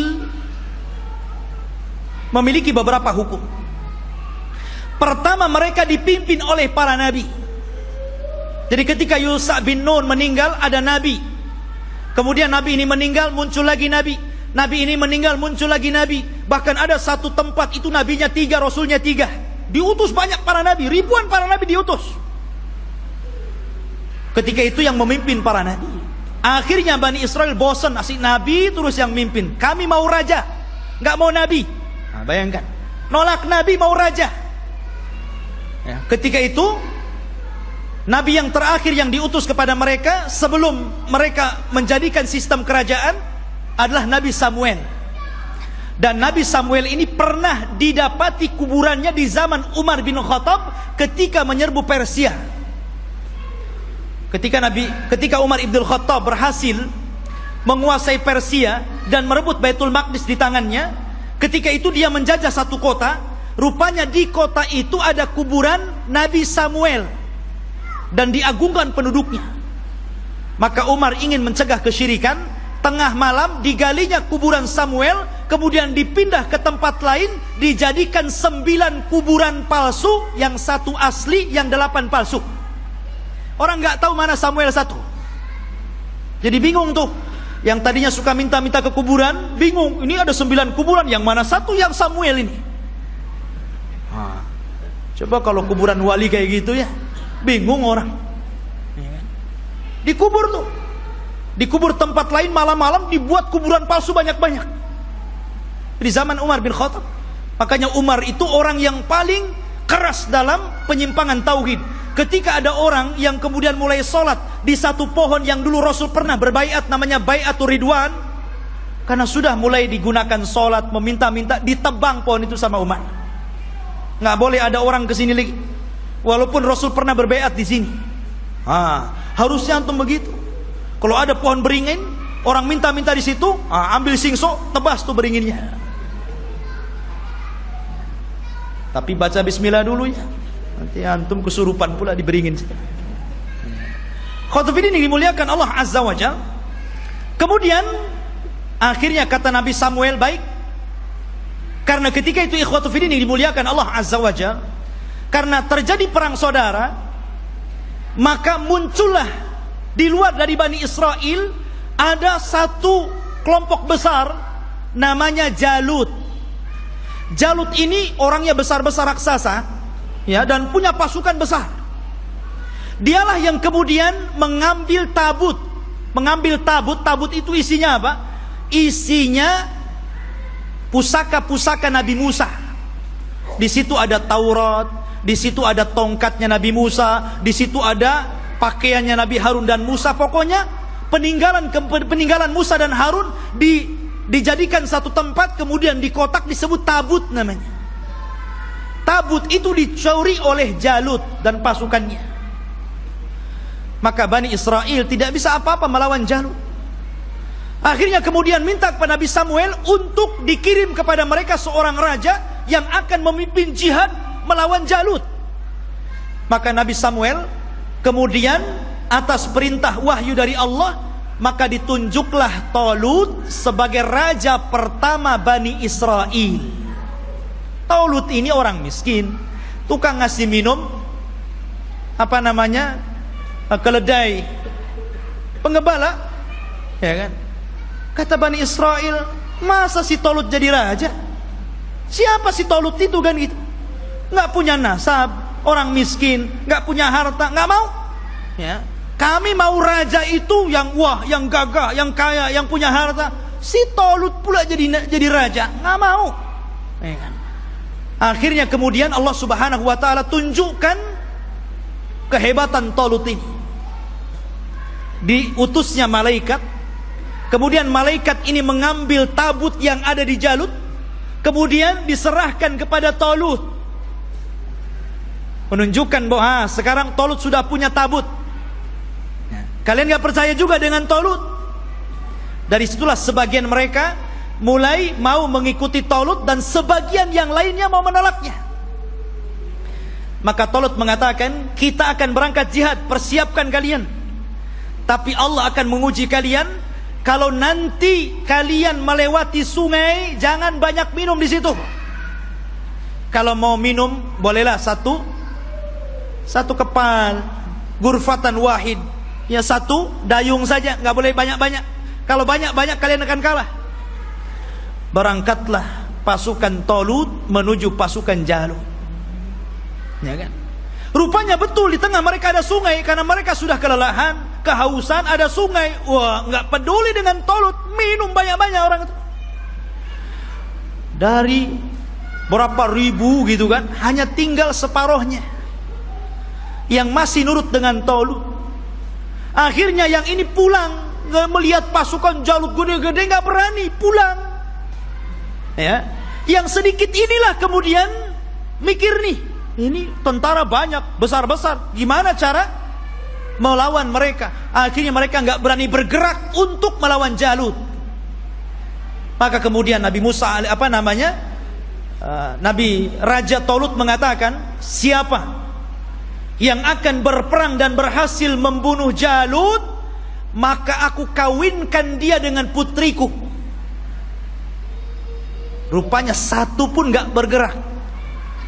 Ngapain dikawinkan kalau harus mati gitu? Iya kan? Nggak mau bergerak juga. Akhirnya ada anak muda namanya Daud. Dia berani tuh Daud tuh, yang kemudian belakangan menjadi nabi dan raja, Nabi Daud dan Raja Daud. Dia yang berani. Kemudian dia lempar tombaknya, kena Jalut, mati di tangan dia. Zaman dulu kalau sudah pemimpinnya mati, kalah orang itu. Ya kan? Meninggal di tangan Daud. Maka akhirnya Daud pun dinikahkan dengan putrinya Talut. Dan Talut mengatakan, kalau dia meninggal, maka orang ini yang akan menggantikan aku menjadi raja. Talut punya anak, tapi karena dia sudah berjanji, siapa yang membunuh Jalut, dia akan dinikahkan dengan putriku dan akan menjadi penggantiku. Maka setelah Talut meninggal dunia, mau tidak mau Daud diangkat jadi raja. Tapi anaknya Talut yang lain gak setuju. Ya kan? Harusnya anak yang jadi raja. Kenapa Daud menantunya kan itu? Disitulah kemudian pecah Bani Israel menjadi dua kerajaan. Kerajaan anak-anaknya Talut dan kerajaan Daud. Dari sini ikhwatu fiddin mulai terjadi goncang. Ya. Tapi Nabi Daud ini ikhwan adalah orang yang cerdas. Karena Allah berikan mukjizat, tangannya itu bisa melembutkan besi. Ya. Jadi kalau besi itu nggak perlu dilas, dipotong-potong aja sama dia kan begitu. Wa alanna lahul hadid. Dia bisa melembutkan besi, bukan sulap ikhwan. Itu mukjizat. Kalau enggak gini aja dia. Ya kan? Mukjizatnya Nabi Daud. Dia punya kekuatan. Akhirnya dia pun melawan anak-anaknya Talut yang lain, dan mempersatukan kembali Bani Israel. Setelah dia meninggal, maka puncak kekuasaan Bani Israel ada di tangan putranya Daud, Nabi Sulaiman. Disitulah puncak kekuasaan Bani Israel, puncak kekuasaan Yahudi, ya. Dan hanya ada 4 raja yang pernah menguasai sebagian besar dunia, yang 2 mukmin dan 2 kafir. Yang pertama mukmin, namanya Dzulqarnain, sebutkan dalam surah Al-Kahfi. Yang kedua Sulaiman, ini keduanya mukmin. Dan keduanya kafir. Yang pertama Namrud di zaman Nabi Ibrahim. Kemudian Bukhtun Nasr, nanti ada kisahnya akan nyusul. Ya. Jadi Sulaiman ini Allah Subhanahu wa taala berikan kekuasaan yang tidak diberikan kepada orang sebelum dan setelahnya. Dia bisa menundukkan awan, dia bisa menundukkan jin, dia bisa menundukkan burung-burung, dia bisa menundukkan tumbuh-tumbuhan. Masya Allah, ini raja alam nyata dan gaib ini, Nabi Sulaiman ini, ya. Jadi jin tunduk sama dia. Bahkan yang membangun bangunan-bangunan itu jin. Jin itu yang bekerja kepada Sulaiman, membuat istana-istana. Makanya ketika Sulaiman meninggal dunia, jin itu kan tidak tahu yang gaib. Disangkanya Sulaiman masih hidup dan tidur di singgasana. Asik bekerja saja mereka kan. Baru setelah Sulaiman roboh dari singgasananya, kata jin, oh kalau tahu Sulaiman sudah mati dari dulu, ngapain saya kerja, katanya. Nah, dari sini menunjukkan jin itu tidak tahu yang gaib. Kalau jin tidak tahu yang gaib, berarti dukun lebih tidak tahu yang gaib. Karena dukun itu gurunya jin. Mereka itu para pendusta, nggak usah dibenarkan. Benarnya 1, dustanya itu 1000. Ya. Ma'asyiral muslimin rahimani wa rahimakumullah. Maka Sulaiman inilah puncak kekuasaan, dan di zaman Sulaiman ini beliau membangun 1 tempat ibadah menggantikan tabut, namanya Haikal Sulaiman, yang sekarang menjadi mimpi orang Yahudi. Haikal Sulaiman, mimpinya orang Yahudi itu sampai hari ini. Sulaiman membuat haikal. Dialah yang pertama kali meninggikan Masjidil Aqsa. Jadi kalau Ibrahim meninggikan Masjidil Haram, kalau Masjidil Aqsa ditinggikan oleh Sulaiman. Dan ketika dia mendirikan Masjidil Aqsa, maka dia meminta kepada Allah 3. 1, agar Allah memberikan hukum yang sesuai dengan hukum Allah. Yang kedua, agar diberikan kekuasaan yang tidak pernah diberikan kepada siapapun setelahnya. Yang ketiga, agar siapapun orang yang masuk ke masjid ini dan tidak ada niat kecuali sholat, keluar, maka dia sudah hilang dosanya seperti anak yang baru dilahirkan dari perut ibunya. Kata Rasul, aku berkehendak bahwa yang ketiga itu aku, kata Rasul. Karena yang kedua sudah dikabulkan. Dan Rasul pernah sholat di Baitul Maqdis. Kata Rasul, aku berharap aku yang ketiganya. Ma'asyiral muslimin, jamaah sekalian yang dirahmati Allah Azza wa Jalla, maka Sulaiman pun membentuk tempat ibadah yang disebut dengan Haikal Sulaiman, Masjidil Aqsa yang lama. Di zaman Sulaiman itu disebut Haikal namanya. Baru kemudian roboh, kemudian dibesarkan, akhirnya menjadi besar. Lah Yahudi ini ingin mencari itu. Dulu ketika Sulaiman mendirikan Masjidil Aqsa yang disebut dengan Haikal itu, dari mana ke mana, berapa meter, lebarnya berapa meter, kemudian panjangnya berapa meter. Kalau sudah ketemu situs ini, maka mereka akan membangun Masjidil Aqsa, mau dirobohkan. Sehingga Haikal lah yang naik. Itu tujuan Yahudi sampai hari ini. Makanya mereka membolongi itu. Masjidil Aqsa itu bolong bawahnya. Makanya tidak bisa menampung banyak-banyak. Kalau banyak nanti roboh itu. Karena di situ ikhwatu fiddin, di bawah tanahnya itu, di bawah tembok ratapan itu, mereka mencari-cari di mana tempat haikalnya Sulaiman. Jadi para ilmuwan Israel terus mencari dan akan membangunnya. Dan mereka ingin mendirikan Israel Raya persis di atas Haikal Sulaiman.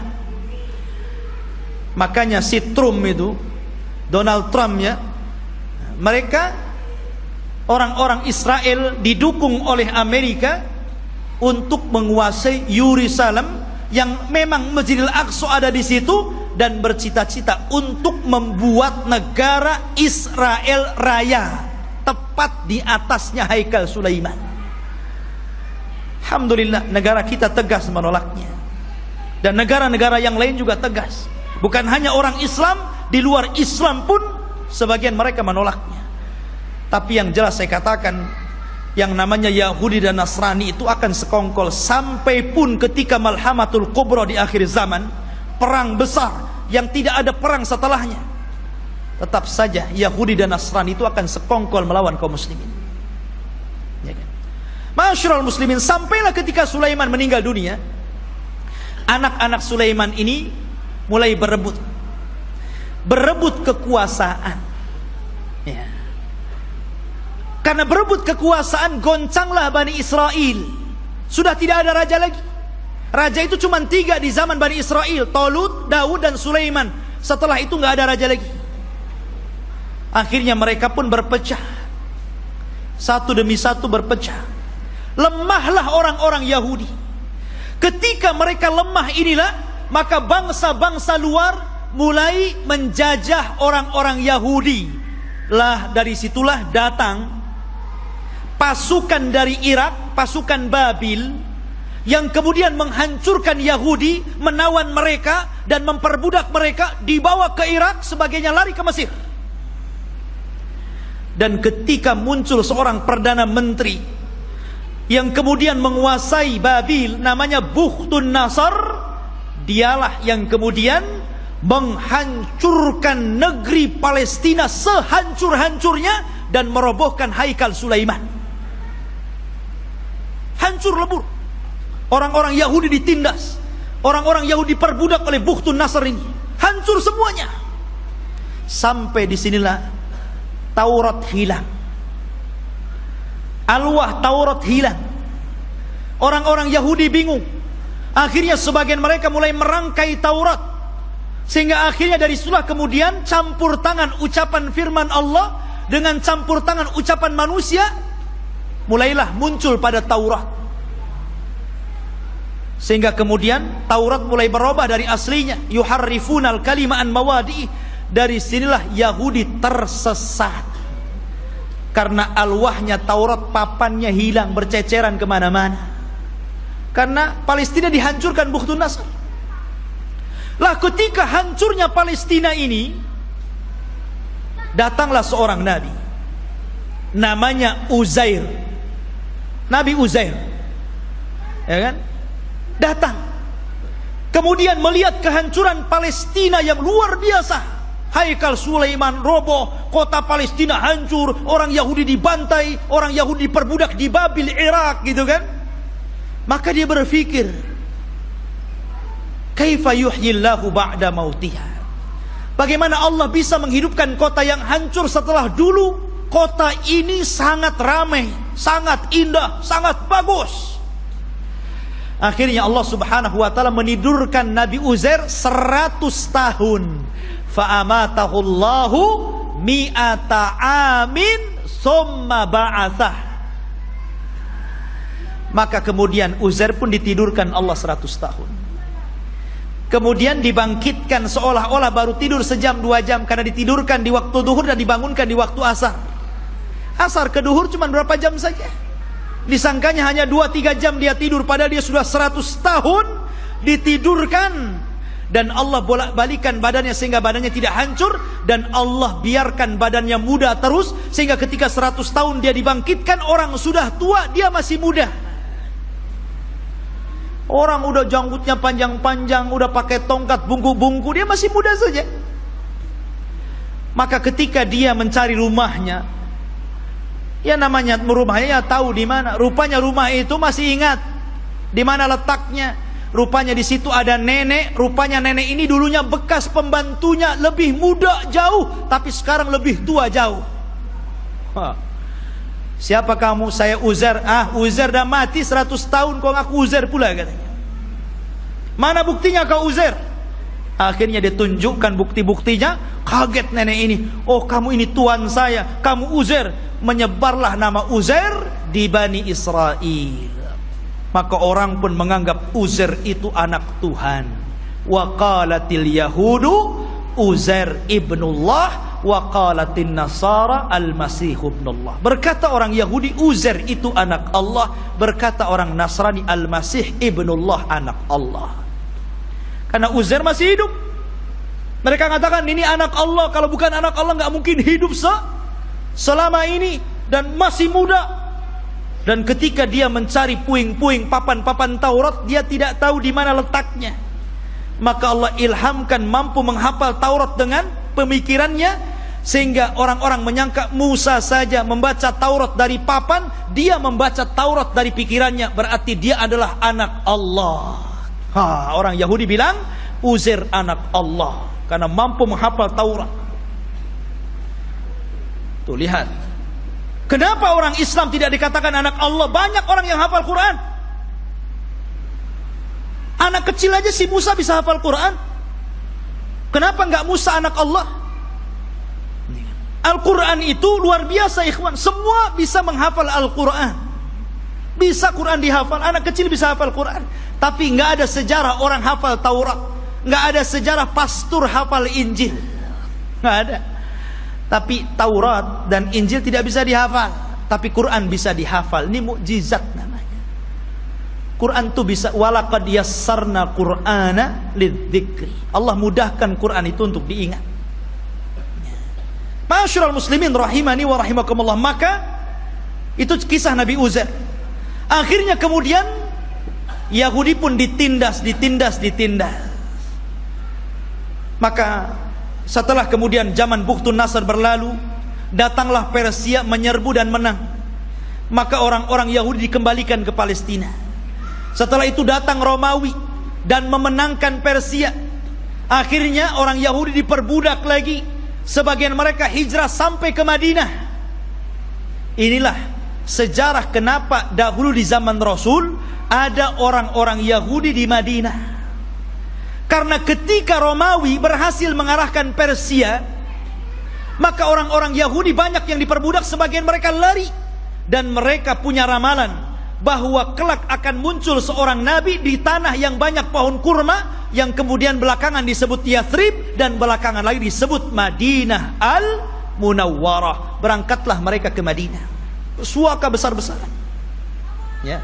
Tapi kemudian setelah tahun 1700-an belakangan ke sini gitu kan, maka mulailah orang-orang menggagas untuk mengumpulkan orang Yahudi, kemudian mengumpulkan di Palestina. Kemudian pada tahun 1940-an gitu kan, barulah kemudian atas bantuan Inggris dan Amerika, akhirnya orang-orang Yahudi diresmikan untuk membuat negara sendiri yang sekarang disebut Israel. Israel, bukan Bani Israel. Karena kerajaan Israel ini ikhwan, itu berbeda dengan Yahudi. Itu dua pecahan yang berbeda ya. Yahudi ini keturunan Yahuda, kalau Israel berbeda. Karena Israel ini masih mengagungkan para nabi, tapi Yahudi itu membenci para nabi. Mereka lah yang membunuh Nabi Zakaria sehingga digergaji sampai mati. Dialah yang membunuh Nabi Yahya bin Zakaria, disembelihnya sampai mati. Dia pula mengklaim sudah membunuh Nabi Isa bin Maryam dan mengatakan anak zina dan dibunuhnya.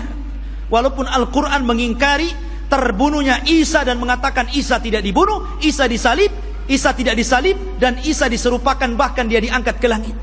Tapi orang Yahudi mengklaim sudah membunuh Isa. Itulah kisahnya orang Yahudi. Jadi orang Yahudi yang sekarang ini hanya sandiwara orang-orang itu, orang-orang kafir, orang-orang Inggris dan Amerika saja. Mereka membuat cerita bahwa seolah-olah itu adalah tanah mereka. Demi Allah, sejengkal pun bukan tanah Yahudi. Bagaimana kemudian Donald Trump mengumumkan untuk memindahkan ibu kota Yerusalem sebagai ibu kota Israel dan akan mendirikan Israel Raya di atas Baitul Maqdis? Maka kita harus bangkit ya. Nggak bisa seperti itu. Satu jengkal pun mereka nggak punya tanah. Bagaimana mungkin kemudian mereka mengklaim ini tanah Yahudi? Dan di akhir zaman yang mereka ramalkan memang akan menjadi kenyataan. mereka meramalkan setelah Haikal Sulaiman terbangun, maka akan diutus kepada mereka Imam Mahdi yang ditunggu-tunggu, namanya Dajjal. Dajjal itulah Imam Mahdi yang ditunggu-tunggu mereka. Makanya kita lihat simbol Zionis itu simbol mata. Karena Dajjal itu cuma satu matanya di sini. Makanya kemudian mereka menganggap bahwa itu Imam Mahdi mereka yang mereka tunggu. Makanya dalam Islam pun dibenarkan, karena kelak Dajjal itu akan diikuti 70.000 Yahudi Asfahan. Mereka akan mengikuti Dajjal. Tapi Dajjal tidak bisa diperangi oleh Imam Mahdi, karena terlalu kuat, pengikutnya banyak. Makanya kemudian Imam Mahdi terkepung di sebuah bukit. Akhirnya mereka pun harus kemudian bersembunyi di Bukit Tur, sampai Allah turunkan kepada mereka Isa bin Maryam, dan itu cita-citanya Nasrani. Jadi Nasrani ini mereka meyakini bahwa Isa akan turun. Isa yang mereka yakini sudah disalib dan sudah dibunuh, kemudian dihidupkan kembali setelah 30 hari, kemudian diangkat ke langit dan akan diturunkan di akhir zaman. Ini Nasrani ngakui. Dan Nasrani mengakui bahwa Isa ini kelak akan membunuh Dajjal dan akan memimpin dunia, dan dunia akan dikuasai Nasrani. Padahal Isa turun hanya tugasnya membunuh Dajjal, mematahkan salib, membunuh babi, dan menegakkan hukum sesuai dengan hukum Imam Mahdi yang notabene mengikuti ajaran Islam. Karena dia sholat di belakang Imam Mahdi. Isa turun di malam hari, di waktu subuh. Ketika itu orang-orang sudah putus asa melawan tentara Dajjal. Maka Isa mengatakan, aku berikan 3 pilihan kepada kalian, kepada tentaranya Imam Mahdi yang tinggal sedikit itu. Aku berdoa kepada Allah agar Allah kirimkan tentara lain bukan kalian, supaya mereka yang menghancurkan Dajjal, dan Dajjal akan meninggal. Yang kedua, atau aku berdoa kepada Allah untuk dikirim bencana besar, agar Dajjal terkena bencana dan pasukannya, sehingga kalian diselamatkan tanpa harus berperang. Atau yang terakhir, kita perang, saya pimpin kalian. Dan saya akan berdoa kepada Allah agar pasukan Dajjal tidak sanggup mengangkat senjata, kalian tinggal penggal lehernya, aku yang menghadapi Dajjal.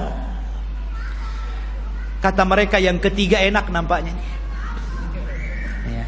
Akhirnya mereka pilih yang ketiga. Berangkatlah setelah sholat subuh, mereka tinggal menggal kepala. Orang Yahudi, Nasrani, dan para pengikut Dajjal gak bisa apa-apa. Akhirnya mereka kalah, tunggang langgang, lari bersembunyi di batu. Batu bicara, hei ini Yahudi di belakang, bunuh dia. Lari di mana-mana, di setiap tempat dia sembunyi, makhluk Allah bicara di situ. Kecuali satu pohon yang tidak mau bicara, namanya pohon Gharqad. Hadis ini bocor kepada orang Yahudi, sehingga Yahudi nanam banyak-banyak pohon Gharqad di Israel. Tapi sayang kemarin kebakaran, nanam lagi dari awal. Ma'asyiral muslimin rahimani wa rahimakumullah, Gharqad ini gak mau ngomong.